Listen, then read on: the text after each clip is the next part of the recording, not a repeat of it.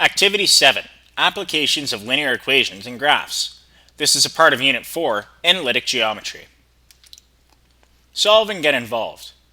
Consider your daily lives. Any element which increases or decreases at a steady rate can be modeled by a linear relation. Consider paying your monthly cell phone bill, or earning an hourly wage.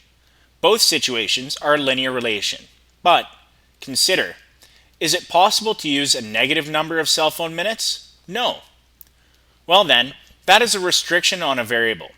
We then need to only consider parts of the graph or equation that are applicable to our situation. Example: the graduating class this year has decided to have a unique graduation party.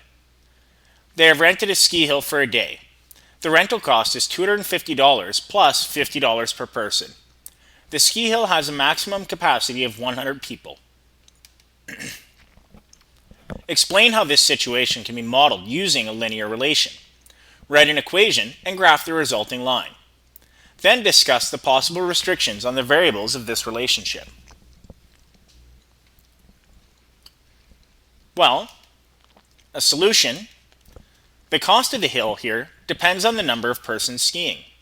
Let C represent the cost of the rental, or the dependent variable, and let N represent the number of skiers, the independent variable. The equation representing this situation can be modeled by the equation C equals 50N plus 250. A graph of this situation would look like this, where we would have the number of people skiing along the horizontal axis and the total cost of renting the hill along the vertical axis. However, the hill only allows 100 people, so there is no need for graphing the cost at any further than a value of N equals 100. And there is no need for calculating the cost either. They simply won't allow it. As well, there is no meaning to a negative person. You can't have negative 4 people skiing. So the minimum value of N that we should consider is N equals 0. This would create a shorter picture for our graph.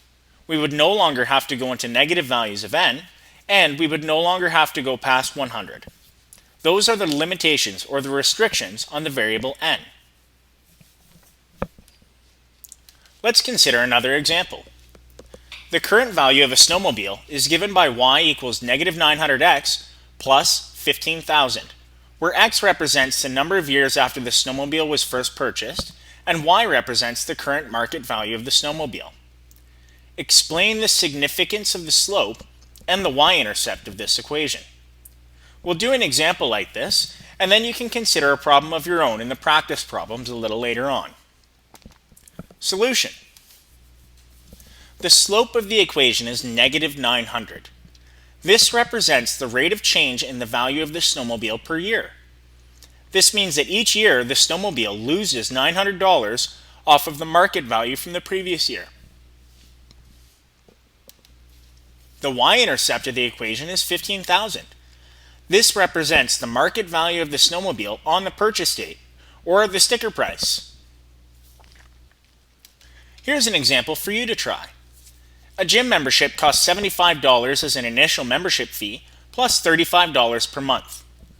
Explain how this situation can be modeled using a linear relation. Then, write an equation and graph the resulting line. Discuss the possible restrictions on the variables of this relationship. When you're finished, come back to see if your result is the same as ours.